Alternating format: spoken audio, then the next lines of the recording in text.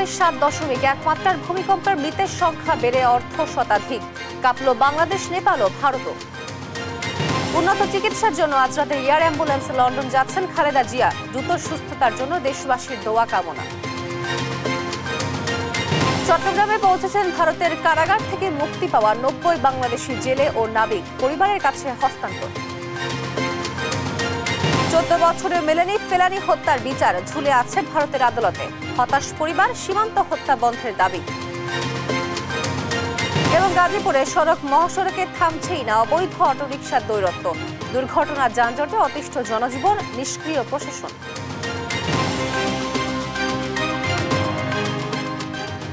দেখছিলেন শিরোনাম সংবাদ দুপুরে, আপনাদের সঙ্গে আছি আমি তোয়া আফরোজ। 7.1 মাত্রার শক্তিশালী ভূমিকম্পে কেঁপে উঠল চীনের তিব্বত, নেপাল এবং ভারত। অনুভূত হয় বাংলাদেশও।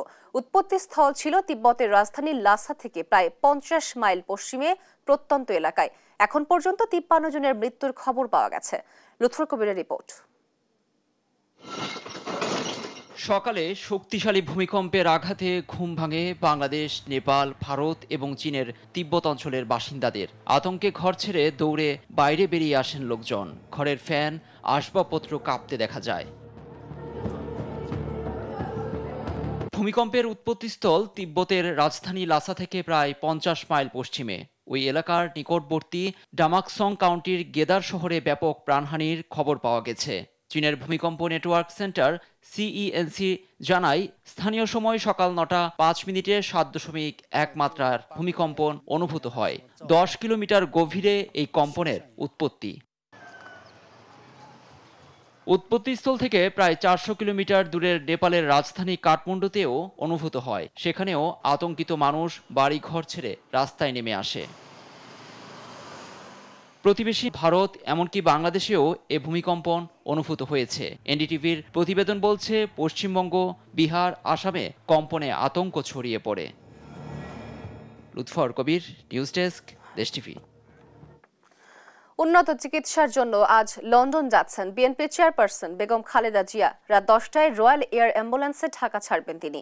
সোমবার এক সংবাদ সম্মেলনে একথা জানান বিএনপির স্থায়ী কমিটির সদস্য ডক্টর AZM জাহিদ হোসেন। দ্রুত শারীরিক সুস্থতার জন্য খালেদা জিয়া দেশবাসীর কাছে দোয়া চেয়েছেন বলেও জানান তিনি। হাসান মাহমুদের রিপোর্ট। দীর্ঘ প্রতীক্ষার পর মঙ্গলবার উন্নত চিকিৎসার জন্য লন্ডনে যাচ্ছেন বিএনপি চেয়ারপারসন খালেদা জিয়া। এজন্য রয়্যাল এয়ার অ্যাম্বুলেন্স পাঠিয়েছেন কাতারের আমির মোহাম্মদ আল থানি। মঙ্গলবার রাত 10টায় সেই এয়ার অ্যাম্বুলেন্সে কাতার হয়ে লন্ডনে যাবেন খালেদা জিয়া। সোমবার রাজধানীর গুলশান কার্যালয়ে এক সংবাদ সম্মেলনে এসব তথ্য জানান বিএনপির স্থায়ী কমিটির সদস্য ডক্টর AZM জাহিদ হোসেন। ম্যাডামের শারীরিক সুস্থতার উপর ভিত্তি করে মেডিকেল বোর্ডের পরামর্শক্রমে এই মুহূর্তে উনি সকল যে সমস্ত ফর্মালিটিজ আছে সেগুলো কমপ্লিট করে আগামীকালকে 7ই জানুয়ারি ইনশাল্লাহ রাত 10টায় কাতার আমিরাতসের আমিরের স্পেশাল এয়ার অ্যাম্বুলেন্সে উনি ইনশাল্লাহ ঢাকা এয়ারপোর্ট থেকে ঢাকা, দোহা, লন্ডন, হিথ্রো এই ফ্লাইট ইনশাল্লাহ উনি যাবেন। লিভার সিরোসিস, আর্থ্রাইটিস, ফুসফুস, হার্ট ও কিডনির নানা জটিল রোগে ভুগছেন খালেদা জিয়া। 2018 সালে 8 ফেব্রুয়ারি কারাগারে পাঠানো হয় তাকে। সেখানে তার সুচিকিৎসা না হওয়ায় শারীরিক জটিলতা আরও বেড়ে যায়। কয়েক দফা আবেদনের পরও বিদেশে উন্নত চিকিৎসার সুযোগ দেয়নি শেখ হাসিনা সরকার। বেশিরভাগ সময়ই কেটেছে এভার কেয়ার হাসপাতালে। 5 আগস্ট সরকার পতনের পর মুক্তি দেওয়া হয় খালেদা জিয়াকে। তবে শারীরিক জটিলতার কারণে তাৎক্ষণিক নেওয়া যায়নি বিদেশে। চিকিৎসক দলের দীর্ঘ পর্যবেক্ষণ শেষে মঙ্গলবার বেগম জিয়াকে নেওয়া হচ্ছে লন্ডনে। ডক্টর জাহিদ জানান, দ্রুত সুস্থতার জন্য দেশবাসীর কাছে দোয়া চেয়েছেন বিএনপি চেয়ারপারসন। ম্যাডামের আগামী চিকিৎসাটা যাতে সুস্থ হয়ে আল্লাহর অশেষ মেহেরবানিতে উনি আবার আমাদের মাঝে ফেরত আসতে পারে, সেজন্য দেশবাসীকে ওনার সুস্থতার জন্য দোয়া করার জন্য উনি অনুরোধ করেছে। দলের পক্ষ থেকে আমাদের চেয়ারম্যান, মহাসচিব সহ দলের স্থায়ী কমিটি সবাই আপনাদের মাধ্যমে দেশবাসীর কাছে দোয়া চেয়েছে। ওনার পরিবারের সদস্যরাও ওনার সুস্থতার জন্য দোয়া করেছে।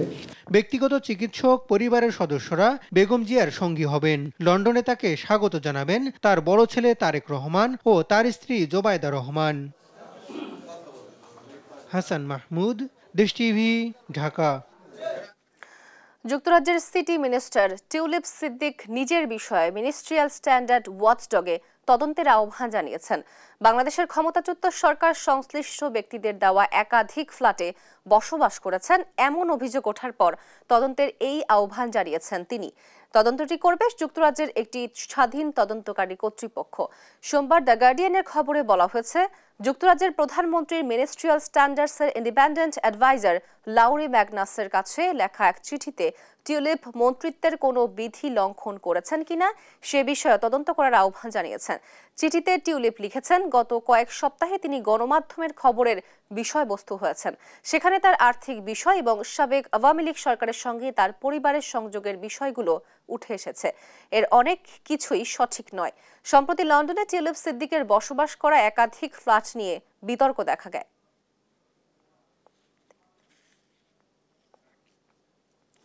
চট্টগ্রামের পতেঙ্গায় পৌঁছেছে ভারতের কারাগার থেকে মুক্তি পাওয়া ৯০ জন বাংলাদেশি জেলে নাবিক। মঙ্গলবার সকাল 10টায় চট্টগ্রামের পতেঙ্গায় বাংলাদেশি জেলেদের বোট সহ তাদের স্বজনদের কাছে হস্তান্তর করা হয়। বাংলাদেশ কোস্ট গার্ডের মিডিয়া কর্মকর্তা জানান, বাংলাদেশ জলসীমায় অবৈধভাবে মাছ আহরণের সময় বাংলাদেশ কোস্ট গার্ড এবং নৌবাহিনীর 6টি ভারতীয় ফিশিং বোট সহ ৯৫ জেলেকে আটক করে। অন্যদিকে গত 12 সেপ্টেম্বর বৈরী আবহাওয়া বাংলাদেশের ফিশিং বোট এফবি কৌশিক ডুবে গেলে 12 জন জেলেকে ভারতীয় কোস্ট গার্ড উদ্ধার করে নিয়ে যায়। এছাড়া গত 9 ডিসেম্বর ভারতীয় জলসীমায় মাছ আহরণের অভিযোগে 2টি বাংলাদেশি ফিশিং ট্রলার সহ 78 জন জেলে সহ আটক করে ভারতীয় কোস্ট গার্ড। পরে পররাষ্ট্র মন্ত্রণালয়ের উদ্যোগে দ্বিপাক্ষিক সমঝোতার মাধ্যমে আটক থাকা জেলেদের বন্দি বিনিময় সিদ্ধান্ত হয়।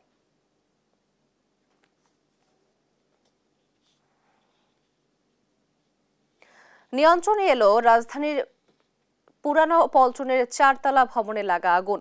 ফায়ার সার্ভিসের 6টি ইউনিটের সোয়া 1 ঘন্টার চেষ্টায় সকাল 10:30টায় নিয়ন্ত্রণে আসে আগুন। মঙ্গলবার সকালে লাগা এই আগুন নিয়ন্ত্রণে আসে বলে জানায় ফায়ার সার্ভিস। জানায়, ভবনটির 2য় তলায় একটি ল চেম্বারে লাগে আগুন। সকাল 9:17 মানিকগঞ্জ হাউস নামের ভবনটিতে অগ্নিকাণ্ডের খবর পায় ফায়ার সার্ভিস। সকাল 9:24 ঘটনাস্থলে পৌঁছে সিদ্দিক বাজার ফায়ার স্টেশনের 2টি ইউনিট। পরে সকাল 10:45টার দিকে আরও 3টি ইউনিট আগুন নেভানোর কাজে যোগ দেয়। সকাল 10টায় যোগ দেয় আরও একটি ইউনিট। প্রাথমিকভাবে আগুনে কোনো ধরনের ক্ষয়ক্ষতির খবর পাওয়া যায়নি। ভবনটির 3টি তলাতে বেশ কিছু আইনজীবীর চেম্বার রয়েছে। আগুনে পুড়ে গেছে তাদের গুরুত্বপূর্ণ নথিপত্র।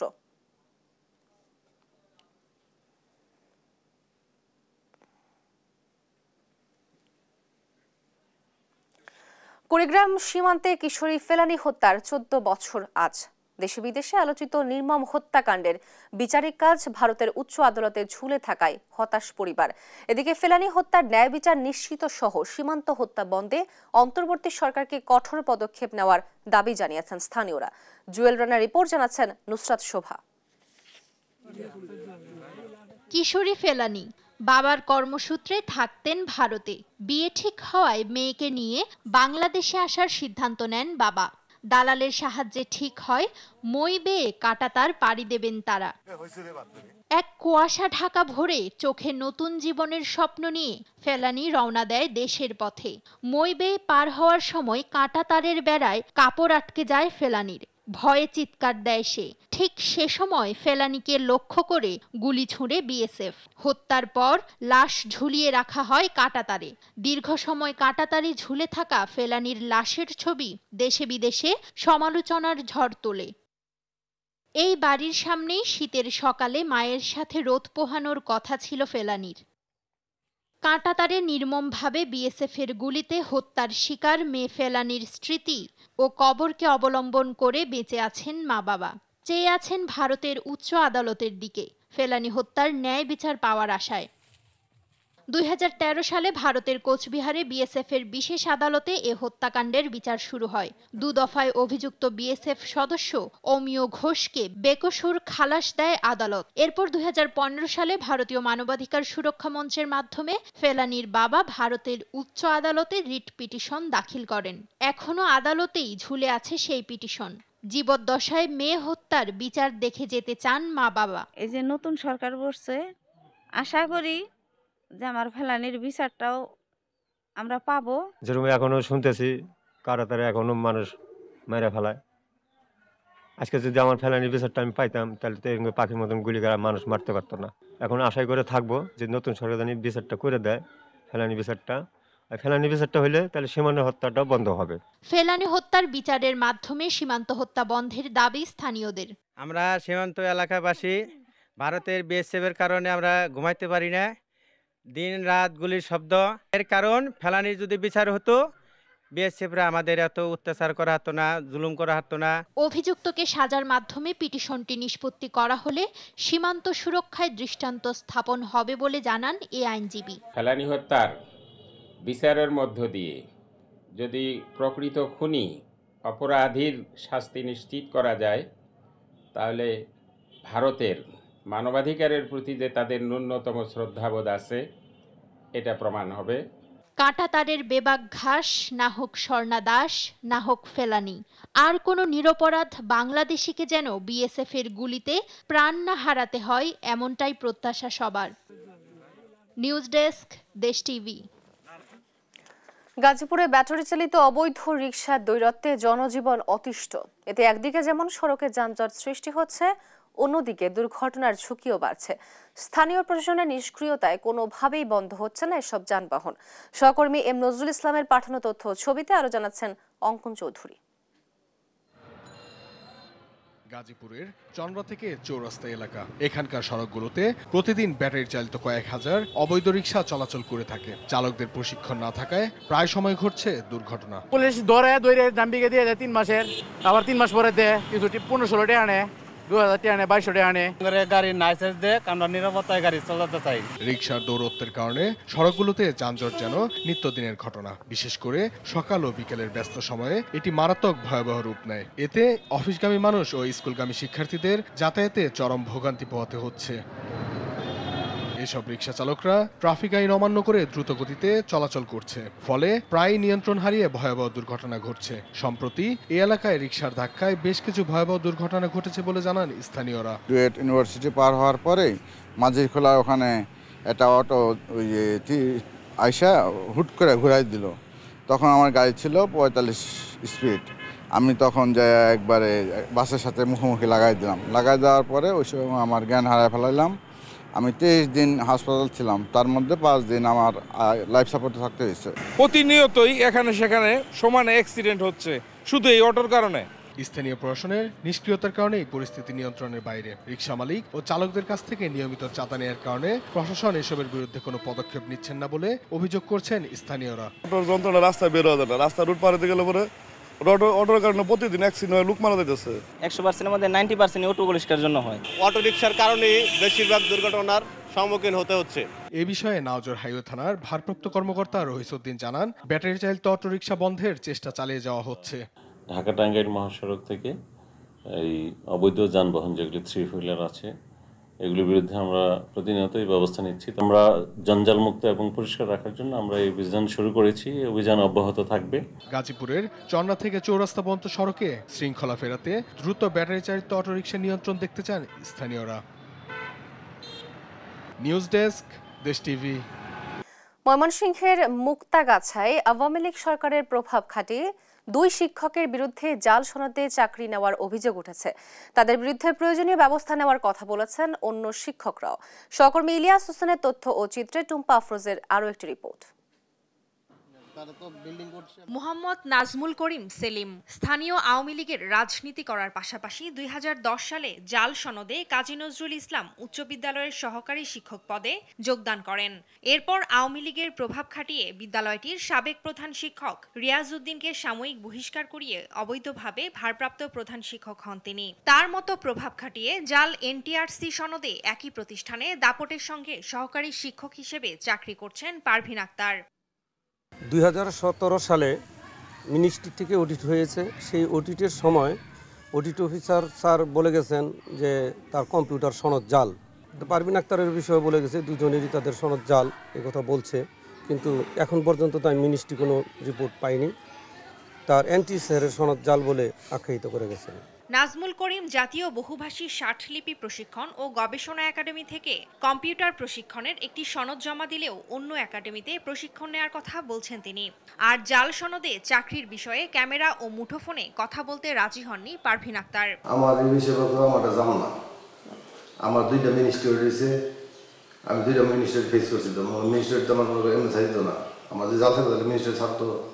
এখানে যারা সিন্ডিকেট ছিল তারা এখানে বসে থাকতো, তারা যখন যাইতো ওই ফাঁকে এসে আমরা দু একটা কাগজপত্র সই করে নিতাম। তখন শুনতে পারছি যে মুক্তা খাজনায় বিভিন্ন সনদ জালিয়াতি করে এরাই নিয়োগ দিছে, আবার যখন এদের সাথে বাকবিতণ্ডা জড়িয়ে দিচ্ছে তখন আবার তারা এই সনদগুলো ধরাই দিয়ে এদেরকে চাকরিচ্যুত করে দিচ্ছে। জাল সনদে কারো চাকরির সুযোগ নেই অভিযোগের প্রেক্ষিতে তাদের বিরুদ্ধে প্রয়োজনীয় ব্যবস্থা নেওয়ার কথা জানিয়েছেন এই দুই কর্মকর্তা। এই দুইজনের যে সার্টিফিকেট জাল এটা আমরা যাচাই বাছাই করে দেখব এবং দুই পক্ষকে আমি ডাক সার্টিফিকেট যদি প্রকৃতপক্ষে জাল হয় তাদের বিরুদ্ধে ঊর্ধ্বতন কর্তৃপক্ষের দৃষ্টি আকর্ষণ করা হবে। সেক্ষেত্রে এরকম অনিবার্যভাবে যে চাকরিতে সংযুক্ত আছে তাদের ব্যাপারে একটা লিখিত অভিযোগ আসলে সেটা যদি যথাযথ ব্যক্তিদের কাছে পৌঁছে অনতিবিলম্বে তার কিন্তু অ্যাকশন নেওয়া হয়। বিষয়টি দ্রুত তদন্ত করে অভিযুক্তদের চাকরিচ্যুত করার পাশাপাশি আইনি ব্যবস্থা নেওয়ার দাবি সংশ্লিষ্টদের। নিউজ ডেস্ক, দেশ টিভি। মুন্সিগঞ্জ জেলা সদরের পশ্চিমাঞ্চলের রামপাল বজ্র যোগিনী পঞ্চস্বর ইউনিয়নে উৎপাদিত সবজির সুনাম এখন সারা দেশে। মূলত জৈব সার ব্যবহার করে সবজি উৎপাদন করার দিন দিনের কদর বাড়ছে। এই অঞ্চলের সবজি তুলনামূলক সুস্বাদু এবং গুণমানে ভালো হওয়ায় দেশব্যাপী আলাদা একটি পরিচিতি লাভ করেছে। মুন্সিগঞ্জ থেকে সুমিত সরকার সুমনের পাঠানো তথ্য ছবিতে প্রতিবেদন। ফুলকপি, বাঁধাকপি, টমেটো, কাঁচামরিচ, বেগুন ও মূলাসহ বিভিন্ন শাকসবজি উৎপাদন হয়ে থাকে মুন্সিগঞ্জে। স্বাদ এবং গুণে মানে যে কোনো অঞ্চলের চেয়ে সেরা এখানকার সবজি। চলতি বছর এ জেলায় প্রায় 5000 হেক্টর জমিতে সবজি আবাদ হয়েছে। এখানকার মাটি উর্বর হওয়ায় জমিতে অতিরিক্ত মাত্রায় সার প্রয়োগ করতে হয় না। জমি প্রস্তুত করার পর টিএসপি সার ব্যবহার করে জমি আবাদ উপযোগী করা হয়। ফসল সুন্দর হয়, এখানে মাটি ভালো, সবকিছু ভালো। এখানে বেলু মাটি, দোআঁশ মাটিতে এখানে তুন্দুল চাই দেখেন, এই মাটির গুণাগুণ খুব খাওয়ায় মজা অন্যরকম। এখানকার উৎপাদিত সবজি ঢাকা সহ দেশের বিভিন্ন জেলায় সরবরাহ করা হয়। এক কথায় দেশের যে কোনো অঞ্চলে মুন্সিগঞ্জের সবজির চাহিদা ব্যাপকভাবে সমাদৃত। সবজির মান ভালো হওয়ার কারণে এই অঞ্চলের সবজি অন্যান্য অঞ্চলের তুলনায় কেজি প্রতি 5 থেকে 10 টাকা বেশি দামে বিক্রি হয়। বাজার দর ভালো থাকায় তাই বিগত সময়ের ক্ষতি পুষিয়ে নেওয়ার আশা কৃষকদের। তো এইবারকার বৃষ্টি আমরা দুইটা বাইন একে সব লয়ে গেছে তাই না, যে বাইনটা দিয়েছে 3 নম্বর যে বাইনটা এই বাইনটা পয়সা কিছু মানে পাইছে, এটা কিছু মানুষ একটা গৃহস্থে কিছু একটু আগ্রহ হয়েছে আর কি, আর আগের সব মারি গেছে সব। রামপালের কপি মনে বোঝেন এক কপি 10 টাকা 5 টাকা 10 টাকা বেশি বিকে, কিন্তু এই রামপালের কপিটা স্বাদ বেশি। লক্ষ্যমাত্রা অর্জনের পাশাপাশি সবজি আবাদে চাষিদের নানা সহায়তা দেওয়ার কথা জানান এই কর্মকর্তা। এখানে রাসায়নিকের ব্যবহার অনেক কম হয়, কীটনাশক ব্যবহার অনেক কম হয়, এই জন্য কিন্তু এটার একটা আলাদা স্বাদে একটু অন্য মানের হয়ে থাকে। আমাদের এবছর যে দামে এখন বিক্রি হচ্ছে, কিছুদিন আগে তো অনেক বেশি ছিল, এখন যে দামে বিক্রি হচ্ছে তাতেও অবশ্যই কৃষকের কাছে লাভজনক। গুণে মানায় সেরা এসব সবজির ফলন বাড়লে ভোক্তা পর্যায়ে দাম কমে আসবে বলে প্রত্যাশা সবার। নিউজ ডেস্ক, দেশ টিভি। পুলিশের সিআইডি কার্যালয়ে কথা বলছেন স্বরাষ্ট্র উপদেষ্টা অবসরপ্রাপ্ত লেফটেন্যান্ট জেনারেল জাহাঙ্গীর আলম। আমরা সরাসরি চলে যাচ্ছি সেখানে। এটা আমি অবশ্যই জানি না, ইমিগ্রেশন দিয়ে যায়নি, তবু আমি এটা ইনভেস্টিগেশন করে দেখবো। যেহেতু আপনার নামটা বলছেন, কি বোঝানি বলেন? খন্দকার গোলাম ডিএমপি কমিশনার এবং উনি হত্যা মামলার আসামিও ছিলেন। আচ্ছা ঠিক আছে, এটা আমরা ইনভেস্টিগেশন করে দেখব। আগামীকাল বর্তমান সরকারের আপনাদের সরকারের 5 বছর পূর্ণ হতে যাচ্ছে, সেক্ষেত্রে আপনাদের যে 5 মাসের যে অর্জনগুলা, পুলিশের মনোবল বৃদ্ধি সহ যে প্রক্রিয়াগুলো আপনারা উদ্যোগ নিয়েছেন সেই বিষয়ে যদি একটু সংক্ষেপে যদি এটা তো আপনারা বলবেন 5 মাসে আমরা কি করতে পারছি কি করতে পারিনি। আপনারা জানেন যে 5 মাস আগে অবস্থা কি ছিল, আমাদের আনসারের অবস্থা কি ছিল, আমাদের অন্যান্য এই যে কি বলে এই বিজিবি, তারপরে অন্যান্য যে ইগুলি বাহিনীগুলি, এদের অবস্থা কি ছিল, ওর থেকে কি এখন অবস্থা ভালো হয় নাই? কথাটা শেষ করে নেই, কি ভালো হয় না, হয়েছে কি হয় না এটা বলে, তো আগে থেকে ডেভেলপ করছে এইটাই তো। পুলিশের যে ভূমিকা না এটা ধরা যায় না, মানে আসতে পারে না। হ্যাঁ আপনি যদি হ্যাঁ সেটা বললে কিন্তু দেশ চলবে না, দেশ চলবে না। শোনেন, আমাদের এই জন্য আমি একটা বলি, তাদের ভূমিকা এই যে আরো ভালো হইতে হবে। আর শোনেন, এই তাদের ভূমিকা আরো ভালো হইতে হবে, মানে আইন শৃঙ্খলা পরিস্থিতি এখন যেটা আছে এর চেয়ে আরো উন্নতি হতে হবে, এটা আমাদের আশা এবং আপনাদেরও আশা, এবং আমরা এটা যেন আরো উন্নতি হয় এই জন্য কিন্তু আমরা সবসময় চেষ্টা করে যাচ্ছি। সাধারণ মানুষ এখন হলো কি, আপনি গতকালকেও বলছিলেন যে ছিনতাই হচ্ছে কিন্তু পুলিশও কাজ করছে, পুলিশ যদি ফিল্ডে থাকে তাহলে এত ছিনতাই, এত রাহাজানি, এত কিছু হইতে পারে না। পুলিশ কেন বের হচ্ছে না এখন? না এখন ওই যে আপনি যেটা বলছেন যে পুলিশে বের হচ্ছে না, তাও না, মানে বের হচ্ছে, তাদের কিছু কিছু লিমিটেশন রয়ে গেছে। 1 নাম্বার লিমিটেশন হলো আমরা ওই যে অনেক চেঞ্জ করছি, চেঞ্জ করার পর আপনার তারা ওই রাস্তাঘাট চিনতেও সময় নিচ্ছে, তারপরে তাদের আরেকটা সমস্যা হচ্ছে তাদের ইনফরমার এইগুলো চেঞ্জ হয়ে গেছে। আমি শেষ করি, শোনেন এইটা শেষ করেন। প্লাস এই যে ধরেন যে তাদের থাকার যে থানাগুলি যে নষ্ট হয়ে গেছে, এইগুলিও কিন্তু আমরা পুরো রিপেয়ার করতে পারিনি। তাদের এই গাড়ি ঘোড়ারও কিন্তু সমস্যা রয়ে গেছে, আপনি এইগুলিও তো একটু দেখতে হবে ভাই। আচ্ছা, পুলিশের সিআইডি কার্যালয়ে কথা বলছিলেন স্বরাষ্ট্র উপদেষ্টা অবসরপ্রাপ্ত লেফটেন্যান্ট জেনারেল জাহাঙ্গীর আলম। আমরা সরাসরি ছিলাম সেখানে। রাজধানী ইঞ্জিনিয়ার্স ইনস্টিটিউশনে ইমাম খতিবদের নিয়ে প্রতিনিধি সম্মেলনে কথা বলছেন জামায়াতের আমির ডক্টর শফিকুর রহমান। আমরা সরাসরি চলে যাচ্ছি সেখানে। বাইরে গেলে মনে করে আল্লাহ বোধহয় ওখানে নাই, নাউজুবিল্লাহ। আল্লাহ তো বলতেছেন ওখানে আমি থাকবো না কেন, আমি তো আলিম বিজাতিস সুদূর, আমি তো তোমাদের অন্তরে বিচরণ করছি, সবগুলা অন্তরে তো আমি আছি, তোমাদের অন্তরের খবর আমি জানি, সেই ইলম আমার আছে। এটা একটা জেহালত, যে সমাজকে মসজিদ থেকে বিচ্ছিন্ন করা হচ্ছে। একদিনে এই অবস্থা পরিস্থিতি তৈরি হয়নি, এর কিছু দায় উলামায়ে কেরামকে নিতেই হবে। যারা ইমামুল হাইয়া ওয়াল মাইয়া, জীবনে বেঁচে থাকা অবস্থায় সবাই আমরা তাদের পিছনে মুক্তাদি, আর আমরা যখন লাশ হয়ে যাই তখন আমাদের লাশটা থাকে ইমাম সাহেবের সামনে, কিন্তু তখনও তিনি ইমাম। জীবনে মরণে যাকে মানলাম, তার মাধ্যমে কোরআনের সঠিক সবকটা আমি কেন না পাইলাম, এটা পেতে হবে। হ্যাঁ, কোরআনের হুবহু তাফসির যদি কেউ করেন, এমনকি শুধু বাংলা অর্থটাও যদি কেউ বুঝে বলেন, আমি মনে করি হেদায়েতের জন্য এটি যথেষ্ট হবে ইনশাআল্লাহ। খুতবায় অনেক মানুষ ঘুমায়, কেন ঘুমায়? সে বুঝে না যে এখানে কি বয়ান দেওয়া হচ্ছে। তো এই খুতবাকে প্রাণবন্ত করতে হবে। ইমাম সাহেব যদি, খতিব সাহেব যদি আগেই বলেন, যেটা আমরা আগে করি, আসলে খুতবা তো দুইটাই আমরা করেছি, 3টা। একটা প্রথমে বয়ানের নামে একটা খুতবা, ভাষণ, এরপরে নামাজের সাথে সম্পৃক্ত আরো 2টা। তো যদি ওই ভাষণটা যেটা প্রথমে দেন, সেখানে যদি বলেন যে আজকের খুতবায় যা বয়ান হবে এখন তাই আলোচনা হবে, এবং যদি কোরআনের আয়াতগুলা, হাদিসের উদ্ধৃতিগুলা সেখানে নিয়ে আসেন, তাহলে যখন ওই বয়ানটা দেওয়া হবে তখন মানুষ আস্তে আস্তে অনেকেই মিলিয়ে ফেলবে যে আজকে উনি এটা বলেছিলেন, এখন এইটা তেলাওয়াত হচ্ছে। এর একটা রুহানি আসর কলবের উপরে পড়বে আসর, এবং মানুষ তখন আর ঘুমাবে না, ঝিমাবে না। এখান থেকে কিছু রুহানি খোরাক নিয়ে যেতে পারবে। কোনো কোনো মসজিদে এটা বোধহয় খুবই অল্প সংখ্যক হবে, সেখানে খুতবা বাংলা এবং আরবি দুটো মিলেই, এমনকি প্রসঙ্গক্রমে ইংলিশও আসলে কোনো অসুবিধা নেই। ইংলিশকে একসময় বলা হতো কাফেরের ভাষা, তো সেই ভাষায় কথা বলা মুসলমান নাই?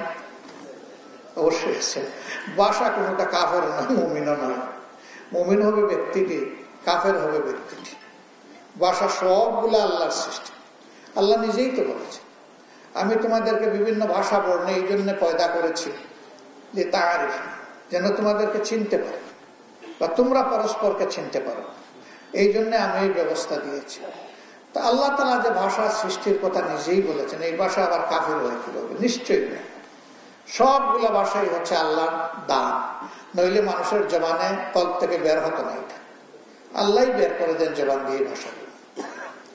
তো যে ভাষাই হোক, মানুষ যেটা আন্ডারস্ট্যান্ড করে, বুঝে, সেই ভাষায় যদি আমরা সোজা সপ্তাহ আমাদের বয়ানগুলা পেশ করি, ওটাই হবে হৃদয়গ্রাহী বয়ান।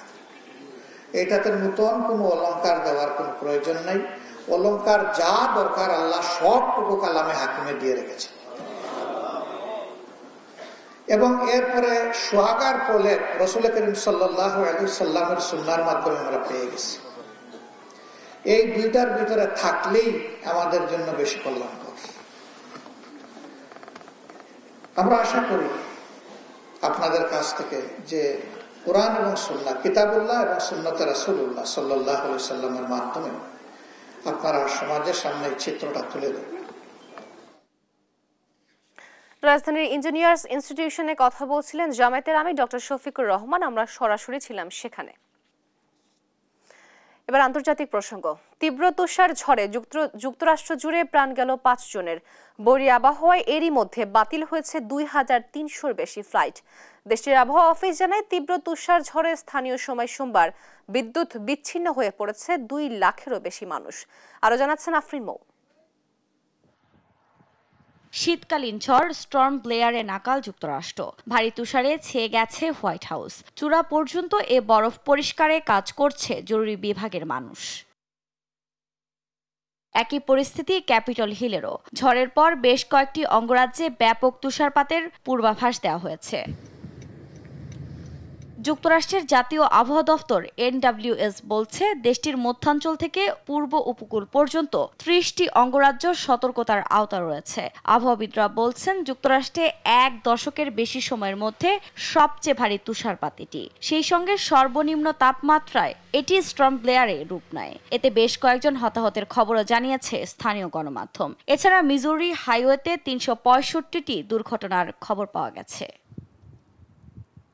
এদিকে তুষারে জমে বন্ধ হয়ে গেছে রাস্তাঘাট, যা পরিষ্কারে কাজ করে যাচ্ছে জরুরি বিভাগ। বাতিল করা হয়েছে হাজার হাজার ফ্লাইট। শিক্ষা প্রতিষ্ঠানগুলো বন্ধ ঘোষণা করা হয়েছে।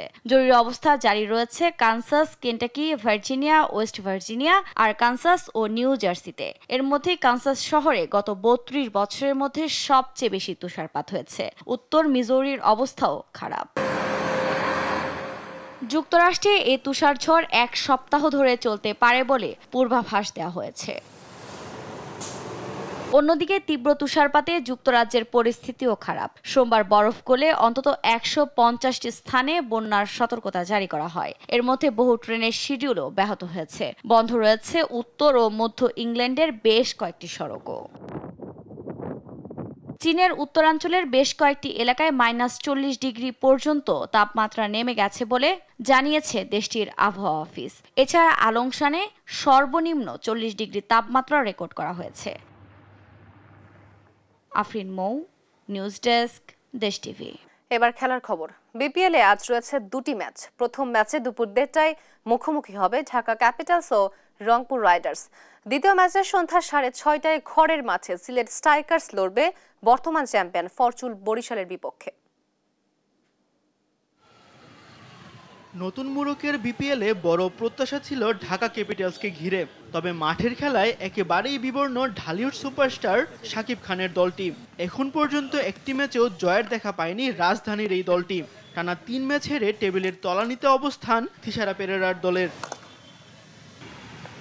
মুস্তাফিজুর রহমানের মতো তারকা বোলাররাও বলার মতো কিছু করে দেখাতে পারেননি। লিটন দাস ব্যাট হাতে এখনও ব্যর্থতার বৃত্তেই ঘুরপাক খাচ্ছেন। একমাত্র অধিনায়ক থিসারা পেরেরা ছাড়া সেভাবে রানের দেখা পাননি আর কেউই। ব্যাটিং ও বোলিং দুই ক্ষেত্রেই দলটির ঘাটতি স্পষ্ট। এদিকে বিপিএল ড্রাফটে দল না পাওয়া মোসাদ্দেক হোসেনকে দলে ভিড়িয়েছে ঢাকা ক্যাপিটালস। মোসাদ্দেকের মতো একজন ব্যাটিং অলরাউন্ডারের অন্তর্ভুক্তি দলের ভারসাম্য ফিরিয়ে আনবে বলে আশা করছেন ঢাকা ফ্যানরা। অন্যদিকে টানা 4 জয়ের টুর্নামেন্ট শুরু রংপুর রাইডার্সের। পয়েন্ট টেবিলে একেবারে প্রথম নামটি নূর হাসান সোহানের দলের। শেষ ম্যাচে সিলেটের বিপক্ষে অ্যালেক্স হেলসের দুর্দান্ত সেঞ্চুরিতে 205 রান চেস করে জয় তুলে নেয় দলটি। এবার ধারাবাহিকতা ধরে রাখার মিশন রংপুর রাইডার্সের সামনে।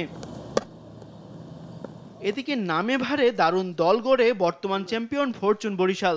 অনেকে দলটিকে মিনি জাতীয় দল বলেও আখ্যা দিয়েছিল। সাথে বিদেশি কালেকশনও দারুণ। টুর্নামেন্ট শুরুটাও হয় দুর্দান্ত এক জয় দিয়ে, কিন্তু পরের ম্যাচেই হোঁচট খায় বরিশাল। ট্রফি ধরে রাখার মিশনে চায়ের দেশে সিলেটের বিপক্ষে জয় ভিন্ন অন্য কিছু ভাবছে না তামিম ইকবালের দল। অন্যদিকে ঢাকা পর্বে একটি মাত্র ম্যাচ খেলে Sylhet strikers. Table topper Rangpur রাইডার্সের কাছে 34 রানে হেরে টুর্নামেন্ট শুরু হয় সুরমাপাড়ের দলটির। ঘরের মাঠেও ভাগ্য বদল হয়নি সিলেটের। দ্বিতীয় ম্যাচে রংপুরের কাছে 8 উইকেটে হারে তারা।